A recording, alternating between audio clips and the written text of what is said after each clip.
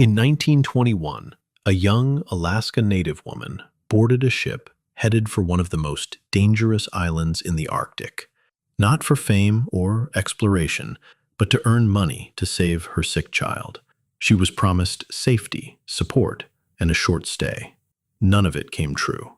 Stranded on Wrangel Island, as plans collapsed and people disappeared, she would be forced to survive brutal cold, starvation, fear, and isolation, entirely on her own. Ada Blackjack was born in 1898 on Alaska's Seward Peninsula, in a native settlement where weather wasn't scenery, but authority. Wind could flay skin, snow erased trails, cold punished mistakes. While she was still a child, her father died, and soon after, her mother sent Ada and her sister to Nome to be raised by Methodist missionaries, an attempt to trade one kind of hardship for another kind of chance. At the mission, Ada learned English, learned to read and write, learned the chores that made a girl useful in a white town: cooking, cleaning, washing. What she did not learn were the old skills that kept people alive on the land: hunting, trapping, building shelter, reading ice. The one piece of the North the missionaries did give her was a craft that mattered as much as any rifle: sewing. In the Arctic, a seam isn't decoration, it's survival. Ada became expert at turning skins into clothing that held warmth and resisted wet, making boots and parkas that could keep a body from freezing. At 16, she married Jack Blackjack, a hunter and dog sled driver. The marriage was violent. He beat her, starved her, and finally abandoned her. Ada had 3 children. 2 died. The one who lived, Bennett, was sick with tuberculosis, a slow illness that tightened its grip year after year. After Jack left, Ada walked the long miles back to Nome with the boy, carrying him when his legs failed. She scraped by on whatever work she could find, cleaning houses, sewing for miners, until it became clear she couldn't afford Bennett's care. She placed him in the Jesse Lee Home for Children, the same church-run world that had raised her, and promised herself it would be temporary. In 1921, with hunger always close and her son still waiting, Ada heard about an Arctic expedition looking for a seamstress. The pay was $50 a month, more money than she could imagine earning in Nome. She didn't sign on for adventure. She signed on because she needed a way to buy Bennett a future. The expedition was the idea of Vilhjalmur Stefansson, a Manitoba-born explorer with a talent for charm and a habit of calling the far north the friendly Arctic, as though a place of months-long darkness and killing cold could be softened by a slogan. Stefansson wanted Wrangel Island, remote, uninhabited, and politically ambiguous, claimed for Canada and the British Empire. He spoke of the island as a future outpost, an airbase for polar flights, a station for radio and weather, a hunting ground, an investment. His ambition depended on a simple thing: placing people there long enough to plant a flag and call it proof. He recruited 4 young men. Alan Crawford, 20, from Toronto, would serve as the official leader because he was a British subject. Fred Maurer, 28, from Ohio, had been north before and carried the complicated hunger of someone drawn back to a place that had nearly killed him. Milton Gall, 19, from Texas, was cheerful, magnetic, eager to prove himself. Lorne Knight, 28, from Oregon, had spent years learning Arctic skills and had survived a meat-only diet and brutal cold before. He was confident in a way that can be either useful or fatal. None of that mattered much to Ada at first. She wasn't thinking about flags or imperial claims. She was thinking about Bennett's thin chest rising and falling. She was thinking about the $50 a month that could buy medicine. She was thinking about a future that didn't end in the orphanage. Still, she hesitated. Ada was shy, and she carried a fear that bordered on panic. Wild animals, especially polar bears. Wrangel Island was known in some northern talk as a place of bears. There were legends, and there were facts. And in Ada's mind, the two braided together.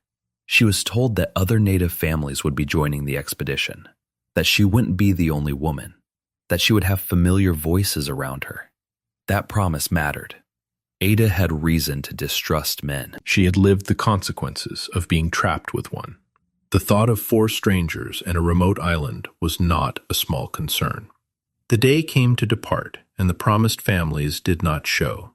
Locals who understood ice and season had seen the expedition's thin supplies and late timing and wanted no part of it. On the dock, Ada stood alone. For a moment, she tried to withdraw. Then the men assured her they would recruit families in Siberia on the way. Ada's need, and perhaps her faith in other people's reassurances, pushed her forward. She had also sought advice, and the warning she received was grim. Yes, she would sail, but there would be death and danger ahead, knives and fire. Ada went anyway. There is a kind of courage that doesn't feel like bravery in the moment. It feels like necessity. On September 9th, 1921, a schooner carried Ada and the 4 men out of Nome and toward Wrangel Island. They also carried a kitten, one of 3 aboard the ship earlier in the journey, given to the expedition as a mascot. They named her Vic. The cat was an absurd comfort in a landscape that would soon feel like the end of the world. But small living things have a way of anchoring people. The route included a stop at East Cape in Siberia, where the men hoped to secure an umiak, a traditional skin boat essential for hunting seals and walrus, and hire Inuit help. They failed at both. The boat they needed was too expensive. The people they needed didn't come. They bought a heavy wooden dory instead, a poor substitute for a skin boat, and continued on with optimism patched over a growing list of problems. Storms battered the ship on the crossing. The wind was not polite. It tore at gear, soaked clothing, punished hands. At some point, a boat they had managed to obtain was blown away, leaving them with even less than they'd planned. When Wrangel Island finally rose out of the Arctic haze, it looked less like opportunity than like a verdict. They landed in mid-September and raised a flag, claiming the island for Great Britain. Ada watched the ship that brought them pull away and felt something in her chest loosen and tighten at the same time. Part of her wanted to run after it. Part of her understood that she had already crossed a line she couldn't uncross. The men turned to the work of building a camp. Ada turned away to hide her tears. Wrangel Island offered no trees, but it offered driftwood, enough to build, enough to burn. The expedition set up tents and began constructing a winter house against a hillside, a frame of logs, walls that would later be reinforced with snow blocks, a roof insulated with sod. A wood-burning stove would be their heart. Inside, they rigged tents within the structure for extra warmth. Ada's sleeping space doubled as a kitchen. The men's space was larger. Boundaries mattered, even here. In the beginning, the expedition felt almost normal. Alan unpacked scientific instruments and books, intent on documenting the island's geology and wildlife.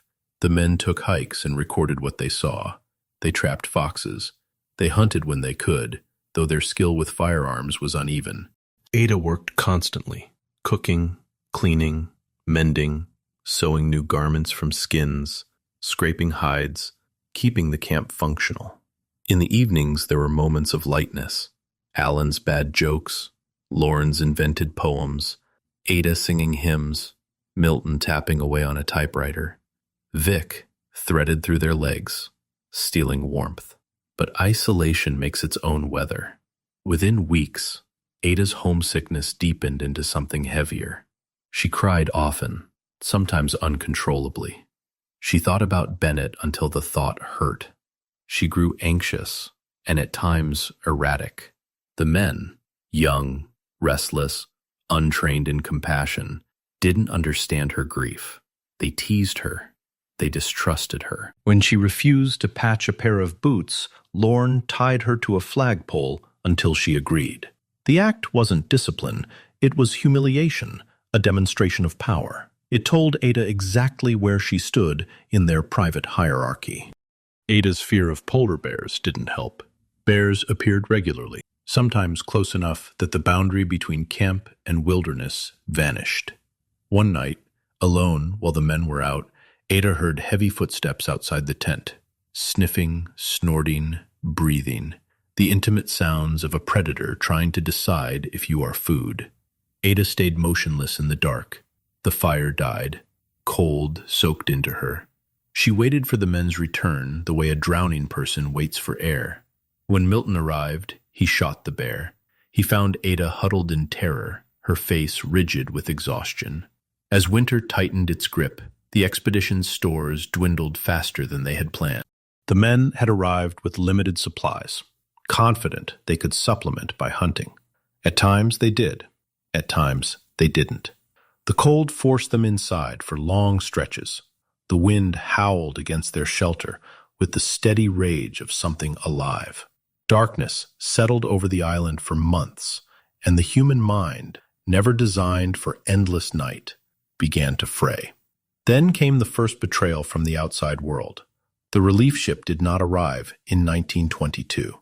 Stephenson had secured a schooner, the Teddy Bear, to bring supplies and reinforcements, letters from home, fresh food, the ordinary proof that people still existed beyond the horizon. The ship tried to reach Wrangel Island and failed, turned back by brutal ice conditions.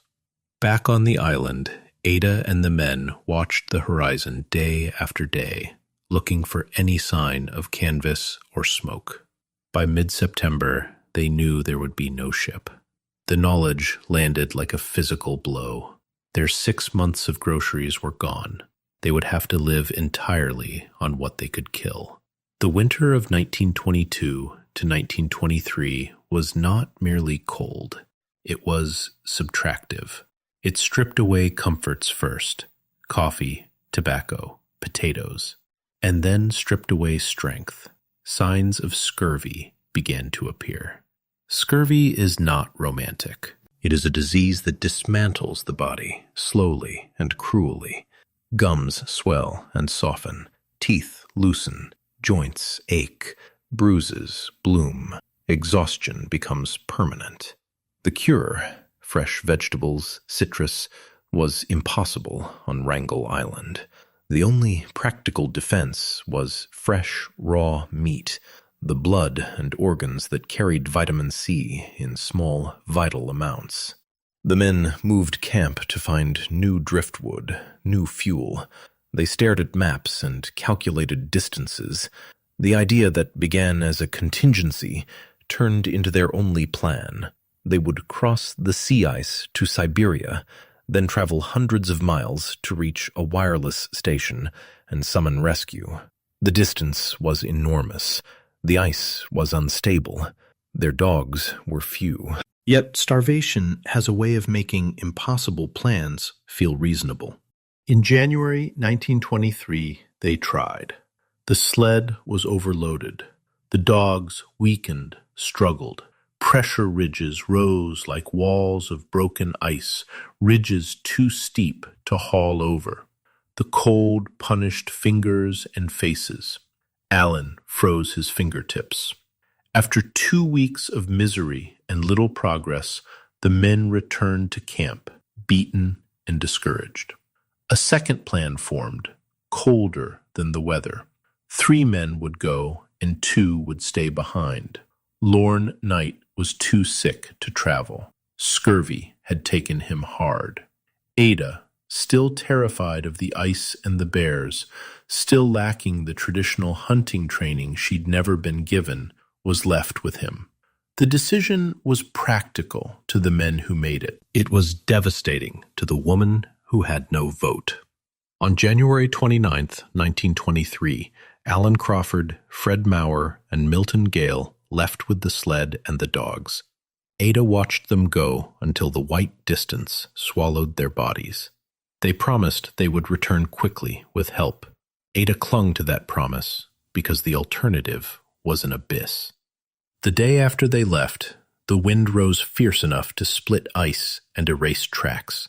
Ada and Lorne rationed their remaining bread, 6 small pieces a day, hard and dry, and waited for birds and seals to return with spring. They had traps, but trapping is not magic. It is patience plus luck. Their survival depended on meat. Their survival depended, increasingly, on Ada. Lorne's condition worsened. He passed out while chopping wood. Ada found him limp in the snow and dragged him back to shelter, thinking at first he might already be dead. He wasn't. But he was frightened now in a way he hadn't allowed himself to be before. He consulted an encyclopedia for scurvy symptoms and confirmed what he already knew. His teeth loosened. His gums became spongy. Dark spots appeared on his body. Pain flared at night until sleep became impossible. The book suggested lemon juice and vegetables. The book might as well have suggested flight. Ada took on the chores of camp, hauling fuel, tending the stove, scraping hides, checking traps. She did it while still afraid to carry a rifle. She did it while knowing polar bears could appear without warning. At first, she carried only a snow knife, a thin blade that offered more comfort than real defense. Hunger pushed her outward. Fear pushed her inward. Between the two, she learned to move carefully. When she caught her first fox, she brought it back with a kind of fierce pride. Fresh meat mattered. It was calories, and it was medicine. Lorne, weakened and irritable, criticized her constantly. He called her lazy, stupid, thoughtless, words flung like stones at someone already struggling to stand. Ada snapped back. They fell into long silences. Sometimes, Lorne accused her of starving him. Ada's reply was simple. She was starving too. There were stretches when Ada became too sick to trap, her body failing from hunger and stress. In those weeks, the line between surviving and dying narrowed to the width of a breath. Ada began to write in her own journal, and in one entry she imagined her death and what should be done for Bennett, how he should be told, what he should receive. She wrote it the way poor people write wills, not as legal documents, but as prayers against being forgotten. And then something changed. It wasn't a single dramatic moment. It was a gradual hardening, a shift from panic to procedure. Ada began to learn the island the way the men had tried to learn it, by repetition, by paying attention, by accepting that no one else would do it for her. She trapped more effectively. She learned to kill what she caught quickly. She began to practice with a rifle, setting up targets, forcing her hands to stop trembling. One day, she shot a bird out of the air and brought it down cleanly. The act was small against the scale of the Arctic, but it was huge inside her. It meant she was no longer waiting to be rescued by other people's competence.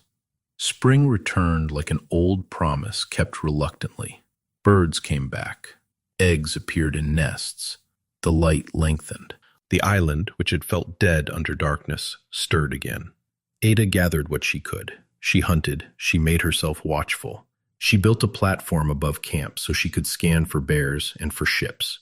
She worked on building a boat from wood and skins, because a boat meant access to seals and walrus, and the dense fat that could carry a person through another winter. In one attempt, the boat was lost to the wind. A cruel lesson in how quickly the Arctic can erase your labor. Ada started again. She learned from the failure. She did not have the luxury of quitting. Lorne did not recover. By June, he was hollowed out by scurvy and hunger. Even then, he still criticized her. How she skinned hides, how she did things wrong. Ada finally told him she would do things her way. The shift wasn't merely about technique. It was about authority. Ada, who had been treated as a tool, claimed the right to lead. If she was going to live, she would live by her own judgment. Lorne Knight died in late June of 1923, after months of decline. Ada recorded the date because facts were what remained when everything else was stripped away. She could not bring herself to drag his body far, so she built a barrier around him to keep animals away. It was a crude grave, but it was what she could manage. The island was full of hungry mouths. Now Ada was alone with Vic the cat, the last small witness to 2 years of misjudgment and endurance. The men who had left in January never returned. Ada watched the horizon anyway, because hope is stubborn, even when it becomes painful. She hunted. She gathered eggs.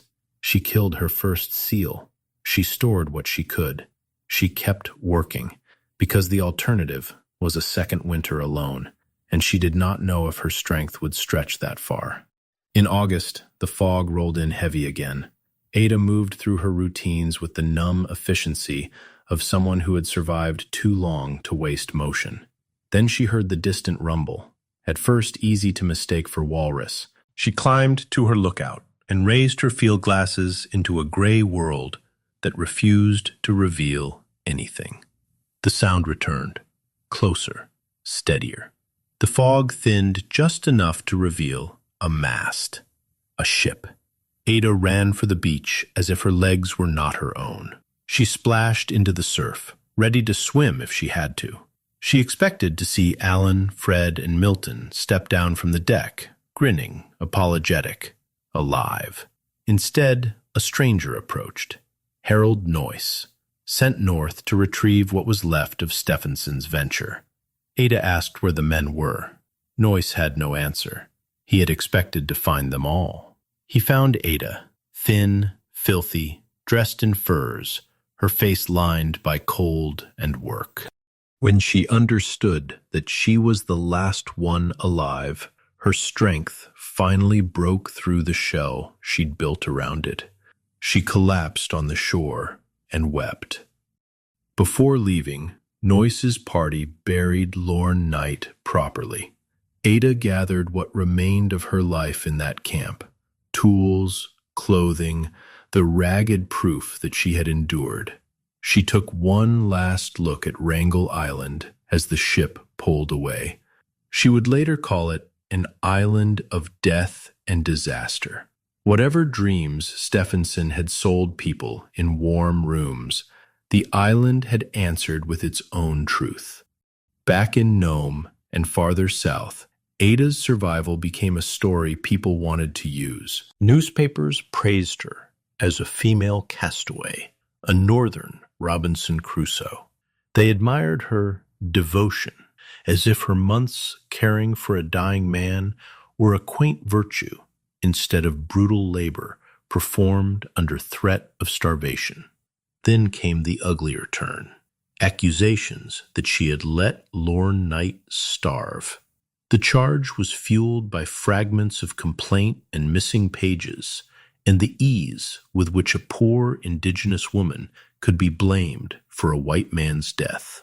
Ada defended herself, quietly and firmly. The accusation was eventually withdrawn, but suspicion has a way of lingering in the cracks of a life. Ada did not come home rich. She was not paid everything she had been promised. Others profited from the tale more than she did. But she had survived, and survival was not the end of her aim. It was the means. She used what money she could to reunite with Bennett and seek better care for him. For a time they lived in Seattle, chasing treatment and stability the way people chase any faint possibility of relief. Later, Ada had another son, Billy. She married again. Her life continued, full of work and struggle and ordinary human complications, as if 2 years on Wrangel Island were simply another scar she carried.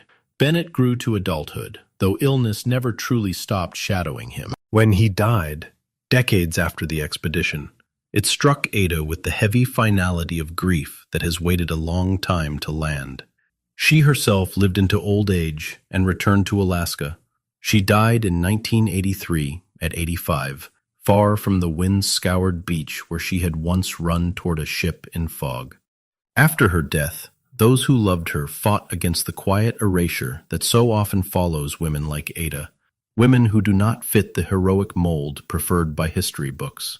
Alaska's legislature issued a recognition of her courage, calling it a small token for a woman whose bravery had gone unnoticed for years. A plaque was mounted at her grave, plain and direct, naming what she had been when everything else was taken away: heroine of the Wrangel Island expedition, 1921 to 1923.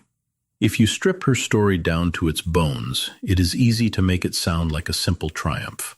One woman outlasting 4 men in the Arctic. But that version misses what really happened.